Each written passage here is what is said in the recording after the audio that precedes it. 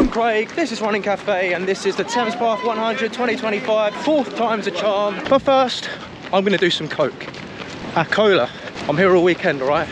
I tripped over really bad and I literally slid for a good couple of feet like a penguin on the floor. Safety first, run a second. Guys, we're on a road and I've got road shoes on. Alright, let's let it rip, go. 6-minute miles. Oh guys, I'm actually getting quite wound up at the minute. In front of me there's a right cow. Sun's gone, head torches on. Oi oi. Alright, let's pretend I didn't say that. I'm glad that I've been taught the ways of how to pronounce English properly. Better late than never. I'm taking a beating from Mother Nature and the Thames Path Trail. Get more value for money. Oh man, it'll be good just to see a positive, friendly and very familiar face. Yeah, on the thumbnail. Jesus Christ.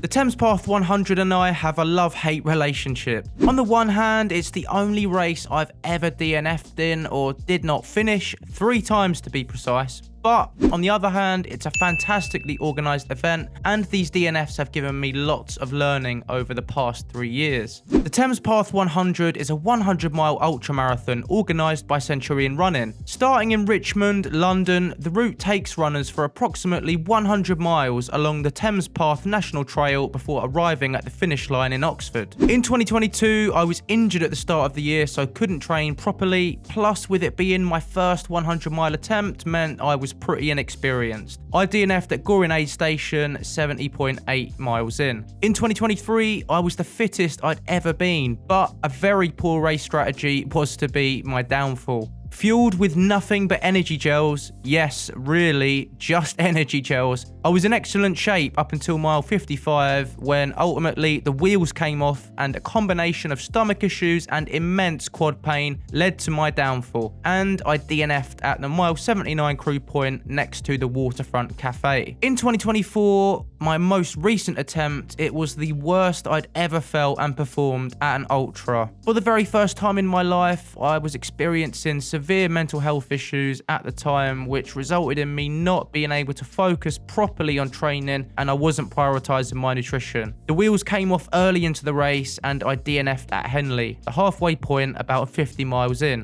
In 2024, after my DNF, I then took 8 months out of running to focus on resolving my mental health issues, which were significantly impacting my life with various sources of help, and thankfully I was feeling much better and more myself come the end of the year, at which point I decided to start running in December 2024. But I was incredibly unfit and overweight, both firsts for me in my life. Did I have it in me to return to fitness in time to train for the Thames Path 100, a race which I knew I had a lengthy DNF track record with? Alright, that's the scene set. Here's my account of taking on the Thames Path 100 2025. I'm Craig, this is Running Cafe, and this is the Thames Path 100 2025. You know what they say, guys, 4th time's a charm. At least that's what I'm saying. Let's go.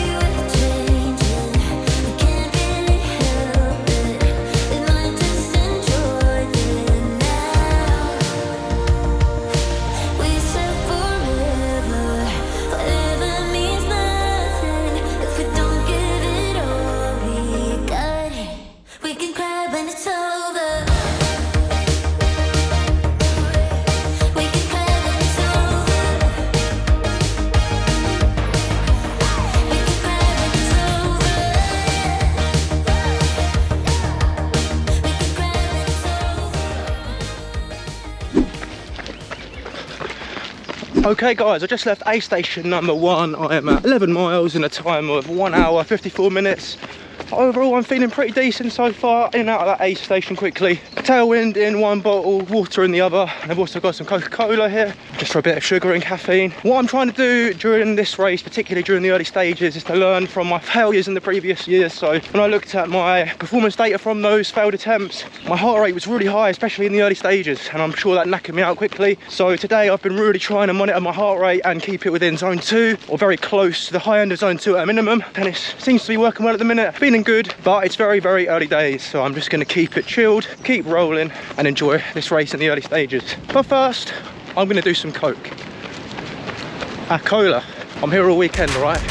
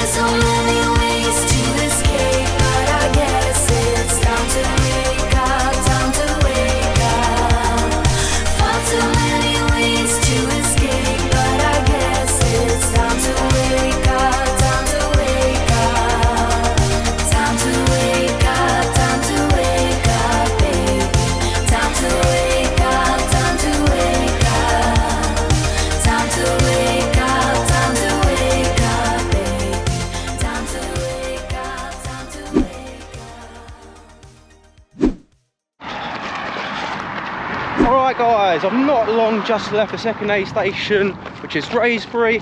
I'm currently at 23 miles in a time of 3 hours 59 minutes. That leg was pretty uneventful, it was pretty smooth, easy going. Weather-wise, it's pretty ideal today, so it's going to go up to highs of 20. Earlier on in the morning, it was absolutely blistering, the sun was out, but now it feels quite cool because the sun's been in the cloud for the majority of the time, so happy days, can't complain there. Oh, the one thing that did happen during that leg 2, I was changing the battery on my camera and I tripped over really bad and I literally slid for a good couple of feet like a penguin on the floor. Completely my fault. No injuries, no cuts, just loads of mud and dirt on me, which is really ideal. I think I win an award today for the clumsiest runner on the Thames Path. And I gotta say guys, it's feeling surreal to be doing this race, especially considering the mental health journey I've been on in the last year. So I'm just grateful to be taking part and making this video. And I've got to say, this race is already feeling extra special at the moment. There's a few diversions on this course today, so it's officially about 102 miles. So I've got roughly 79 miles to go. All right, let's carry on the way to Oxford.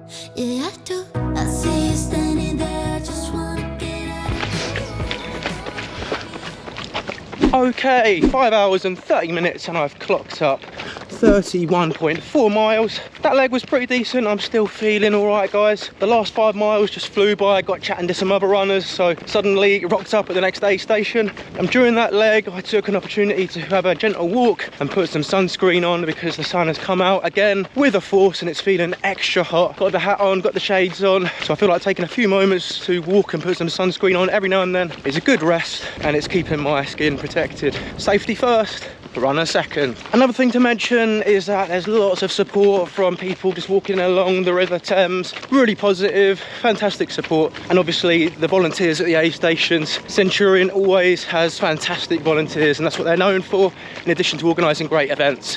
And the Thames Path 2025 has been no exception so far.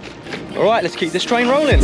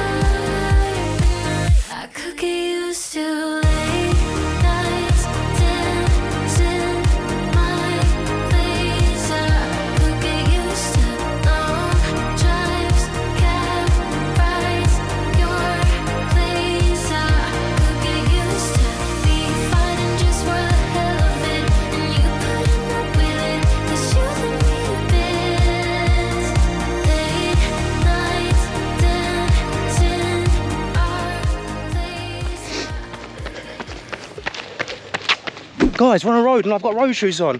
All right, let's let it rip, go. 6-minute miles. Imagine. Alright guys, in and out of the next aid station. I'm at 39 miles in a time of 7 hours. Feeling pretty decent, surprisingly. The only slight issue I have is a little bit of pain in my quads, but other than that, I'm feeling alright. I mean, the sun was a bit intense, it got a bit warm. I felt a tiny bit sick for a bit, but other than that, feeling pretty good. But I'm not going to be overconfident because 100 miles is an absolute beast and it should be treated with respect in my opinion.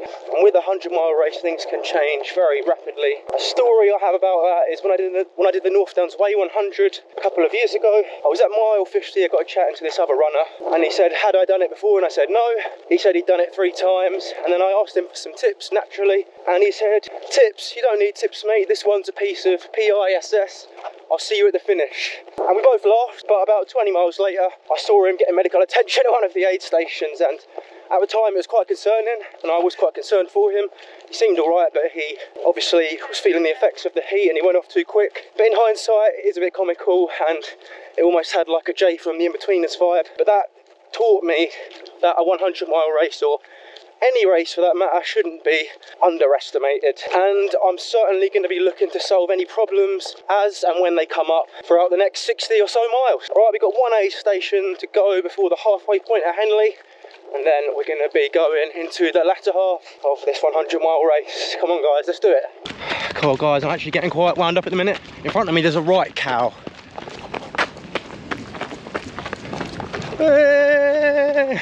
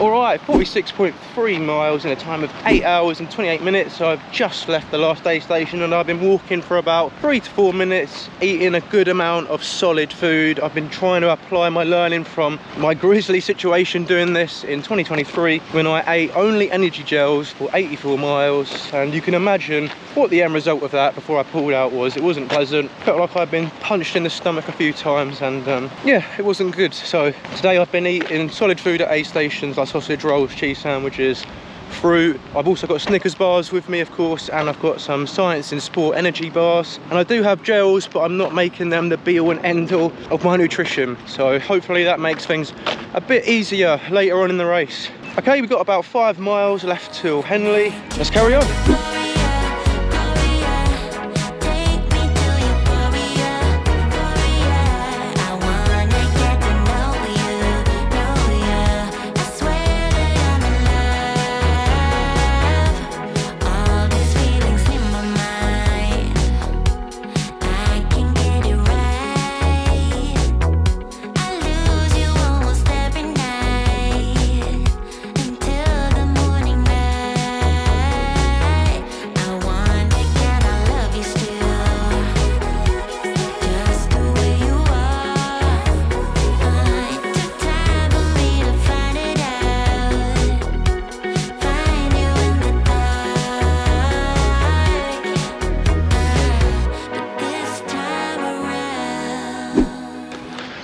Oi oi, and there's Henley. We're at 52.7 miles in a time of 9 hours 50 minutes. Just been in the toilet and applied some Vaseline to the sensitive areas to prevent chafing. I'll leave the details out. Right, the plan here is to change from my road shoes, the fantastic Mount to Coast R1s, which have worked brilliantly in this first half. I'm going to change into my Hoka 6 Speed Goats trail shoes for the latter half, which is a bit more traily. Going to get some food, get my bowls topped up, and then go back on the road for la deuxième partie.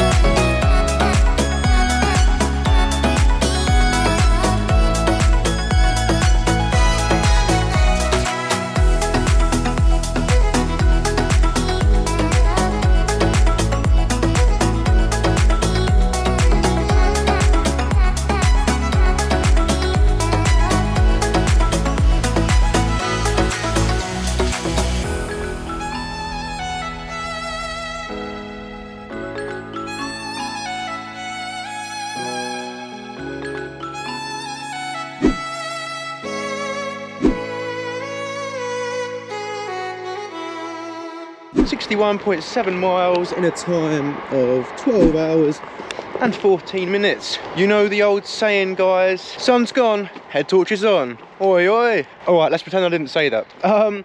Right, so I just left Reading A station and I'm still feeling all right. I mean, obviously I'm a bit tired because I've run about 61 miles up to this point and my legs are starting to hurt. In particular, my quads are hurting, and that's a recurring theme whenever I do ultras, whether it's 100k or a 100 miler. I don't know if that's just me personally or if I need to maybe work on my quad strength. Let me know in the comments if you have quad issues when you do ultras, or if you have issues with any other part of your body. That's a recurring theme. Anyway, the key thing is I'm not feeling absolutely mullered, and I believe that is because of the pretty intense training block I've done directly before this. I'm still running the majority of this at the moment. Obviously my pace has slowed, but that's to be expected at the end of the day. Now we're going into the night section. Next aid station is Pangbourne in roughly 6 miles, I think. And then after that, we're gonna get to Goring, which is the 70 mile point.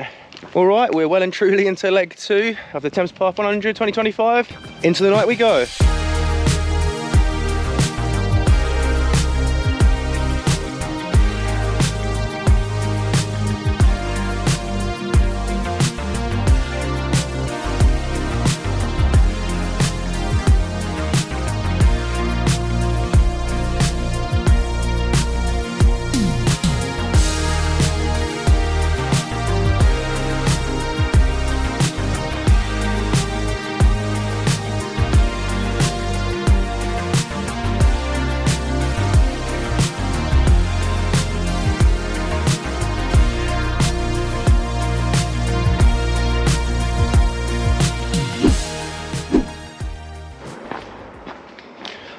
Alright guys, I'm at 69.6 miles in a time of 14 hours and 13 minutes. Just left Pangbourne aid station, which officially is about 66.5 miles, but obviously because there's diversions, the course is longer. So I'm now officially in the final third of the Thames Path 100 2025. In the aid station, I sat down, took some time to have some food, fill up my bottles, and to just chill out for a bit. I'm in no rush. I want to make sure I look after myself, especially in these crucial latter stages of the race. All right, 4 miles to go till the next aid station, which is Goring. A big aid station. There's a drop bag in there waiting for me, and I'm gonna hopefully get some hot food as well. So, oh yeah, I was chatting very briefly to one of the volunteers at Pangbourne that I know, Michael, and he reminded me of a pretty cringe-worthy but funny mishap from my first 2 Thames Path 100 videos. So if you've seen either of them, then you'll know that I said Thames Path instead of Thames Path a lot of times. The Thames Path 100. The Thames Path 100. The Thames Path 100, the Thames Path National Trail. I entered the Thames Path 100 again. What went wrong when I ran the Thames Path 100? For a successful Thames Path 100, the second half of the Thames Path 100, and finished the Thames Path 100. On the Thames Path 100. So yeah, it's painful once to listen to, but listening to it numerous times is incredibly painful. So I'm glad that I've been taught the ways of how to pronounce English properly. Better late than never.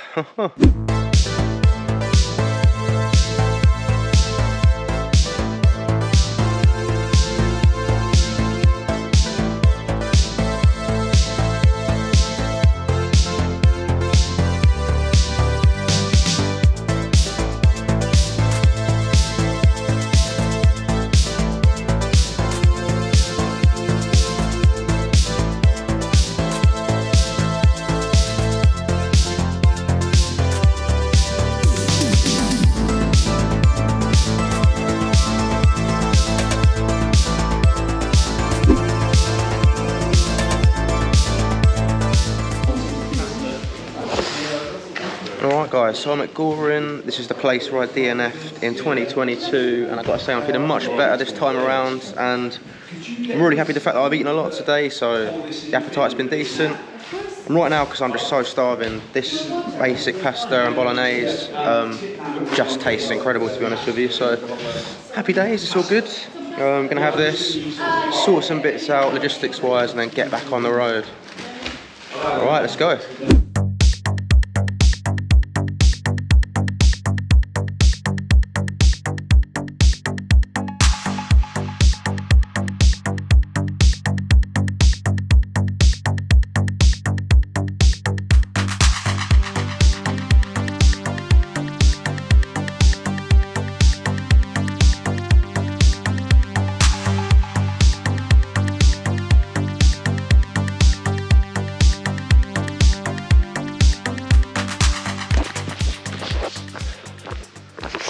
Right guys, I'm a pretty decent chunk of the way through the next leg, and I've got to say, still feeling alright, that's all good. It's just uneven ground, trail-wise, this far into a race, when you've got a clumsy runner like me, it's not a good mix. So I've like rolled my ankle once, somehow managed to stab my toe with a stick, slipped on some mud, but I didn't fall over, luckily. I've also been stung by a lot of stinging nettles, so it's going really well.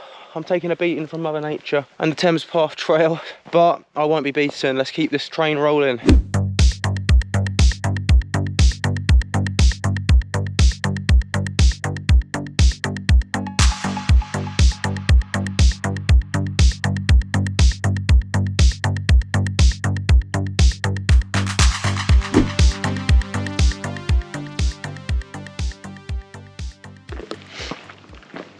Alright guys, in and out of Wallingford, which is mile 81. I'm keeping my voice down because this is a residential area. I just chatted to one of the volunteers, and apparently we got about 23 miles left. So I did mention there were diversions which added some distance onto this, and approximately 4 miles is going to be added onto the distance, so get more value for money. I'm feeling alright, just to check in on my physical state. Obviously my legs and feet are sore. In particular my feet are really sore. I mean, every step is pretty painful, especially when I'm on some uneven ground.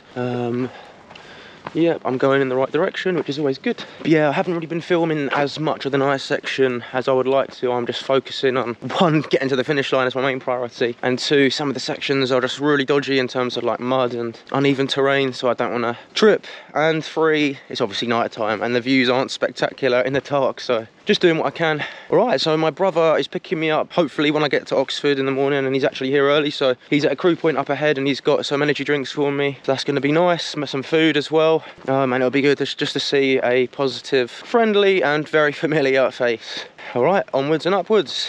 All right, here he is, Jack Barden himself, 2-time finisher of the Thames Path 100, 1-time finisher of Autumn 100. I'm really bigging him up now. I hope you guys like his coat. Make it moving. Give him lots of positive feedback. Right, I'm going to sort myself out.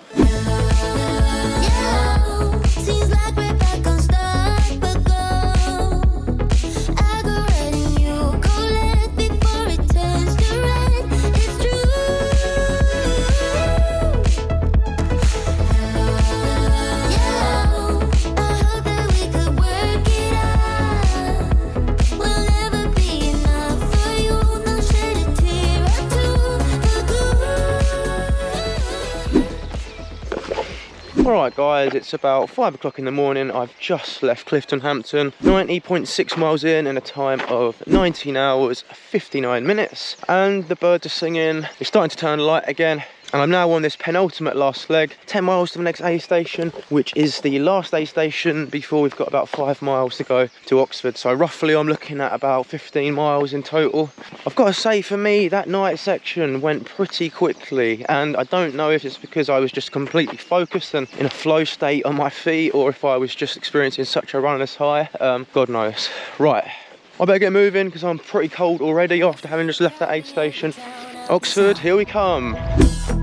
I wish I knew what you were thinking about. Is this thing in my head delusional till I die, babe? At least we stand a chance then, right? It's been years and it still kills me. Your dynamite, so pretty. Hold on, darling, don't let me down. Hope that you feel it too. Just give me a sign. 'Cause I know it ain't over. You feel it too, right? So until next time, hold on, darling, don't let me go. Now that is excellent crewing from my brother. I'm about 94 miles in. I wasn't expecting him to be at the next cruise stop. I thought he was just going to meet me at the finish. He rocked out with a McDonald's for me, so as soon as I saw the McDonald's, I just shoved a load of chips in my gob. No elegance or finesse about that at all. It is what it is. And now I'm going to have the chicken mayo, so definitely good to keep the spirits up. Thank you very much, Jack. Very good crewing. Legs alright? Yes. Already. There's a chicken mayo sandwich, burger in there if you want, and there's some fries. They're a bit dry and cold now. Yeah, on the thumbnail. Jesus Christ. That is a great thumbnail. Energy drinks, there's flavoured fizzy water, there's water if you want to top up. R.I.P. to the boys who never left me. R.I.P. to the heartbreak and the nonsense. R.I.P. to the boys who screwed me over. R.I.P. R.I.P. Take my hand, kiss me in the neon light. I want it bad, 'cause you love me right. I never thought that I could deserve this kind of love, but now I got you, my baby. Love, fancy, call it shotgun, my lover, driving at the speed of light. Haunted by my fears, I was heading. I see my future now. R.I.P. to the boys who never left me. R.I.P. to the heartbreak and the nonsense. R.I.P. to the boys who screwed me over. R.I.P. R.I.P. They never thought I was enough. Alright guys, I've just left the final aid station, Lower Radley. I'm at 100.3 miles in a time of 22 hours, 28 minutes.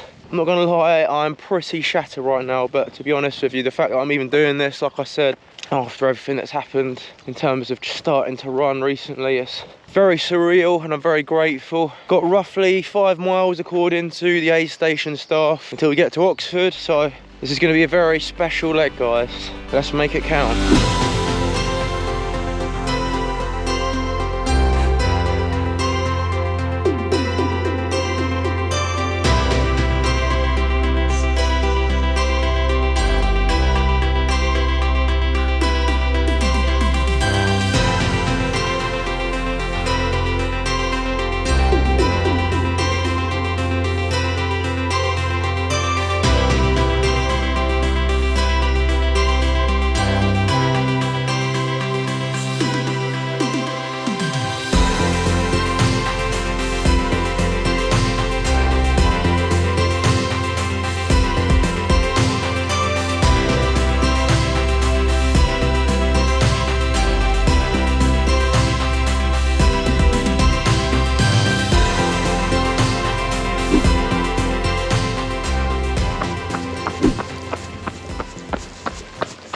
There it is, guys, just unbelievable. A moment I thought I would never ever see.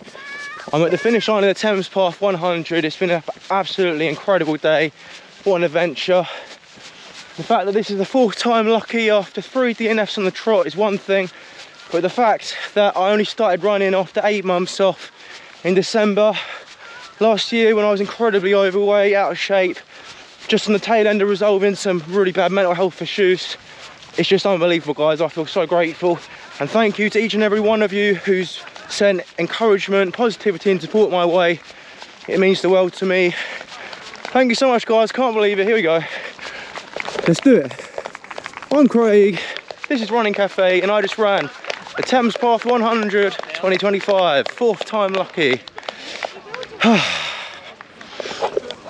There you have it, guys, an absolutely incredible day, and I really did enjoy 99% of every single second of the race. The 1% of non-enjoyment was from falling over, getting stung by nettles, and being clumsy with my footwork in the night trails section, but these things happen with ultras. Honestly, my main concern was just finishing the race, but for completeness, I finished in 67th position out of 216 finishers in a time of 23 hours, 28 minutes and 59 seconds. By far, this is my most proud running achievement yet. I was very pleased to complete it within 24 hours and to have finally finished the Thames Path 100, but what I'm most proud of is that I literally started running again in December after 8 months out, at which point I was not in a good physical place. To anyone out there struggling with anything which is impacting your running, I hope this provides some inspiration that things can and do get better, and there's some form of light at the end of the tunnel.